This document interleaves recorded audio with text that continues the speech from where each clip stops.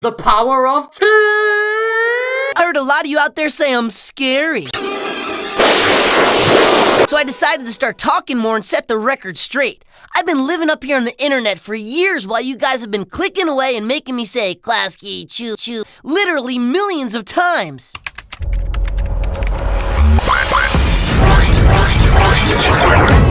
Hey, what's up with that? I mean, how many times can you say the same two words, those weird names? One's Hungarian and the other's Polish. Together they sound Hungolish. Wow. Some people think Klasky Chupo are my parents. They're not. Wow. If you met them, you'd see I'm much better looking. My real dad's an ink bottle. Okay, he never told me, but I'm Russian.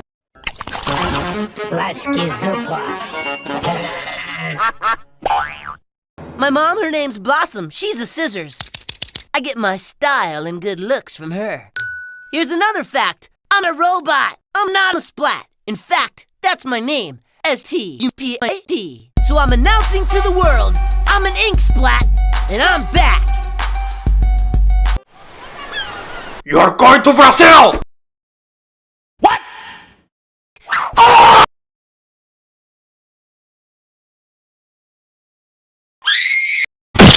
But don't. Cause yo, I'm here to tell you that approach works. So here's my advice. Go home.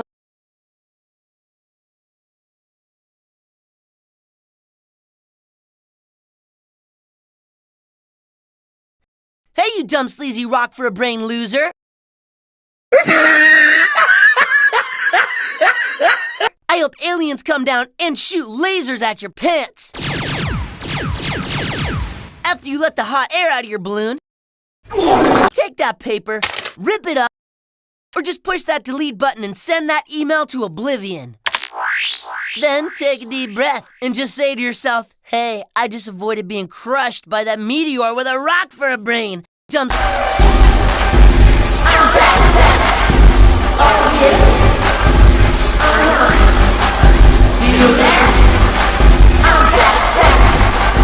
When I'm not in school, I have an after-school job at a shoe factory, but I got laid off. My boss McDuffie messed up and told his boss McDougal that it was my fault. Then zap, I'm out of a job.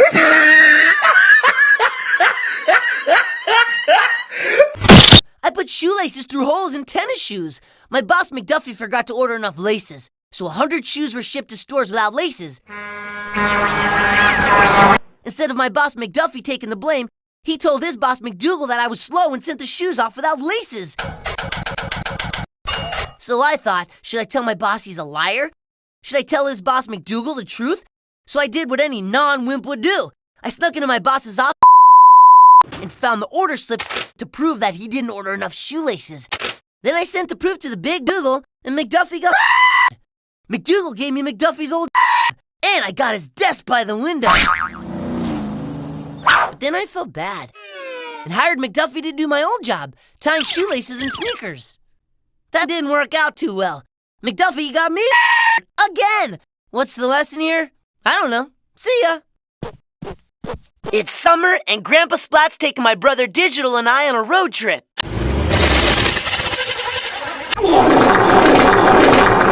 He says we bring cell phones, iPods, or laptops. Your mom!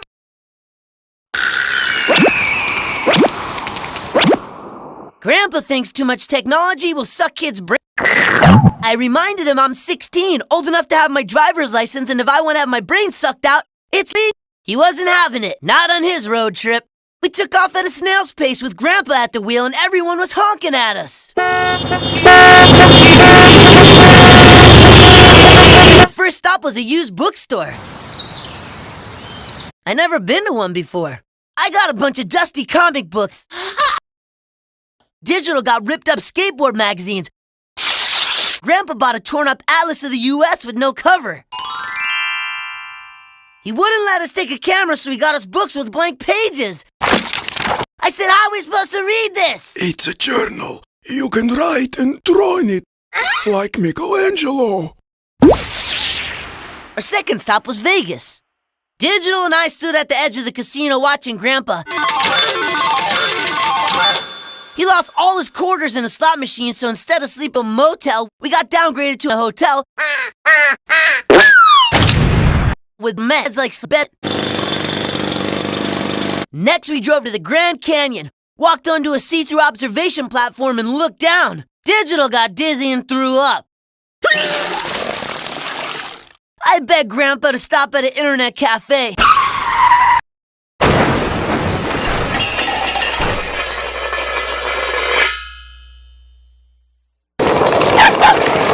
I felt trapped in a time warp before the invention of computers. Digital was driving me crazy. He brought his drumsticks and was banging out beats on the window of the front seat in my head. I finished my comic books and I couldn't write another word in my journal. I was sick of playing tic-tac-toe with Digital, who, by the way, cheats. Then we passed a sign that read, "Welcome to the state of New York." Julian, Digital, stop punching and kicking each other. We're going to the Big Apple. Digital and I were psyched. We climbed the Statue of Liberty and rode a subway. Grandpa bought us skateboards, and we went to Central Park for a Splat family reunion. I met a whole bunch of cousins that look like me. It was awesome! Grandpa sold his Lincoln and we flew home back to the future.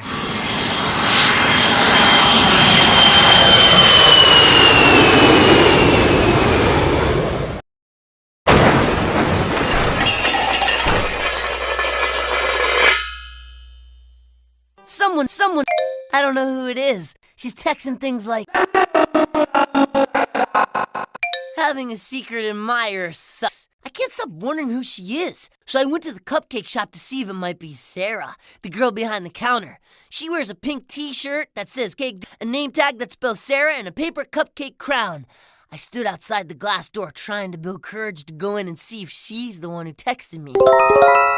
She noticed me before. I finally opened the door. It made an annoying ding sound. Sarah had her back to me. She was making hot cocoa for a customer. When she heard the ding-dong sound, she turned and looked straight at me. When our eyes met, it was...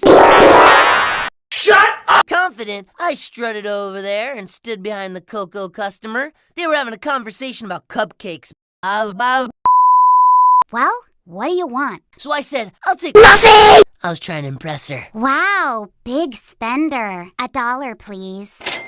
This was my ticket. How would you like to go to my pal's zombie costume party Saturday night?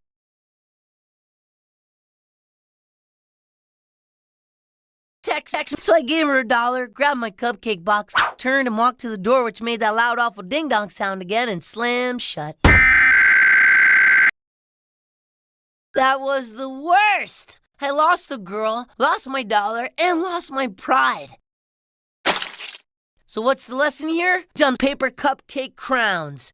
I'm headed to the used bookstore now. There's a girl that works there who wears big black glasses and looks really smart. She sold me a used Harry Potter book last week. I'll strike up a conversation about wizards and goblins. I like her hair. It looks like she's been in an electric storm.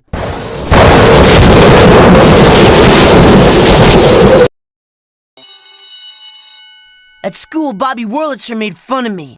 He yelled across the lunch table so everyone could hear. Hey, Splat! You sound like a frog! It bothered me. I can't help what my voice sounds like. All day I couldn't get my mind. I kept imagining what it would be like to have another voice.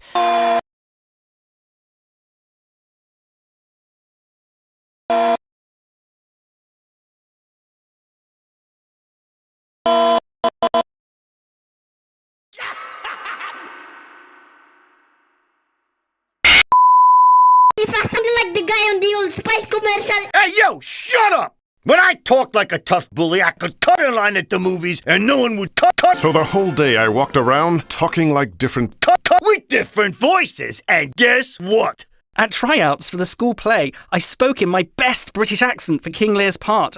And I was picked as the silent court jester! Can you bloody well believe it? When I talk like the old Spice guy in PE class, the guys just threw their smoke.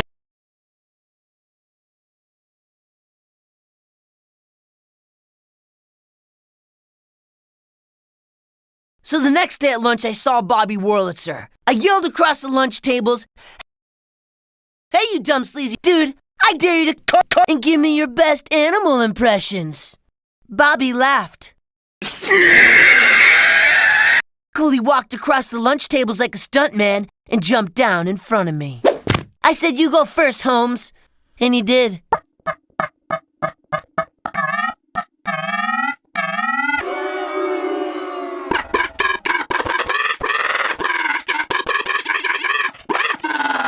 Then it was my turn.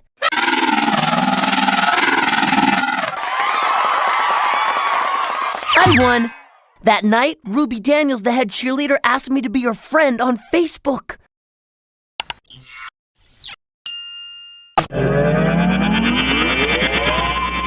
I have a brother named Digital. I haven't talked about him because I'm too busy talking about myself. Digital's 12 years old and annoying. My dad got Digital a music program for his computer. He had to soundproof his room. He makes loud, stupid music. One day he came in my room, shoved a CD in my computer and said, so I listened. It was awful. In fact, he recorded a cat crying and repeated it 1,000,000 times in the song.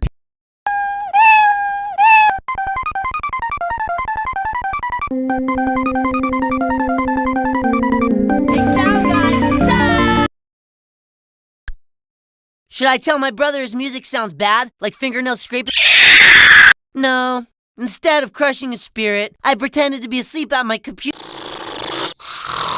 I needed to think my way out of this. I've perfected the fine art of not lying, but not telling the truth either. I couldn't take the chance of Digital not talking to me till we're Grandpa Splat's age.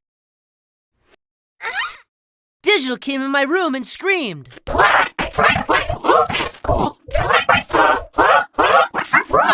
I had an idea.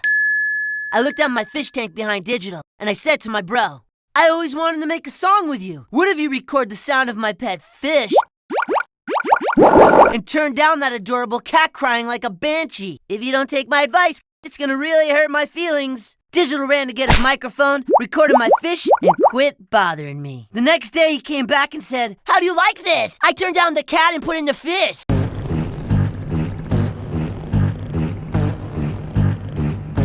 Still awful. So I told Digital, "Why don't you go record Mom making a smoothie and put that in your song?" He ran like a flash. Helping Digital make music brings us closer but keeps him out of my room. I got important stuff to do. Splat you later.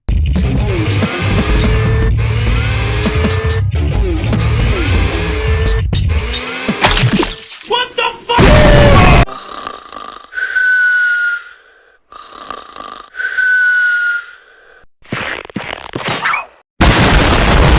I had a dream last night that I was a superhero. Do you believe in dreams? Do you believe they really mean something?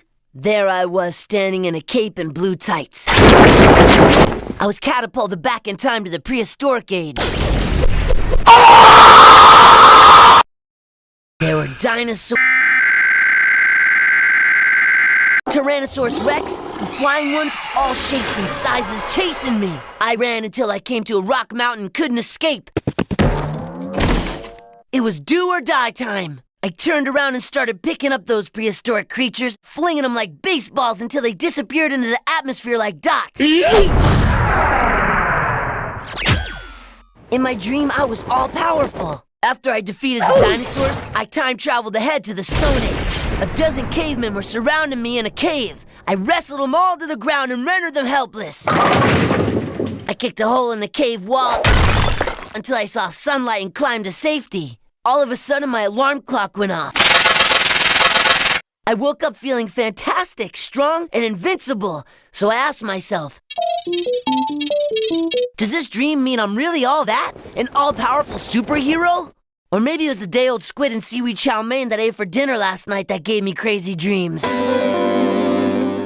If you guess the right one, you'll have a real understanding of just who I am. 'Cause I sure don't. See ya! In our class, our assignment was to make a short video.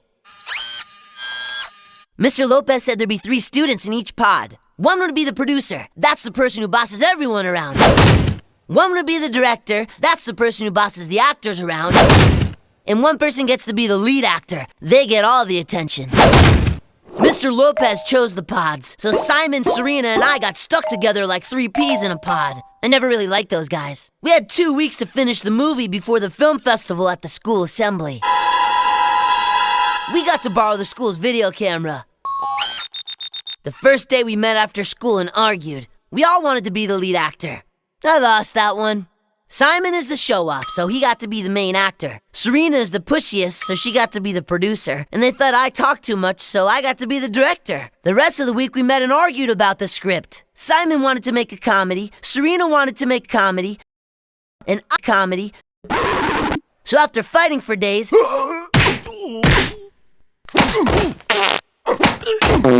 we decided to make a no-talking, crazy, funny, miserable film. The story is about 3 clowns in a 3-ring circus. The number 1 clown juggles and hula hoops in the center ring. But the number 2 clown is jealous and steals number 1 clown's hula hoops. He thinks then he'll get all the attention. But the number 3 clown steals the 2nd clown's giant ball that he walks on, leaving the number 2 clown with a dumb stick and a plate he balances on his chin. Then clown number 2 gets super mad and hides number 3's giant shoes and deflates his ball, leaving him with only a plastic flower boutonniere that squirts water. The ringmaster goes nuts and throws them together in the main ring because now they're all boring. Our pod's film won first prize. We put our video on YouTube, and a big Hollywood movie studio wants to make a blockbuster about the 3 clowns. Psych. I was called to China on a top secret mission. I'm a super spy trained in ancient kung fu secrets.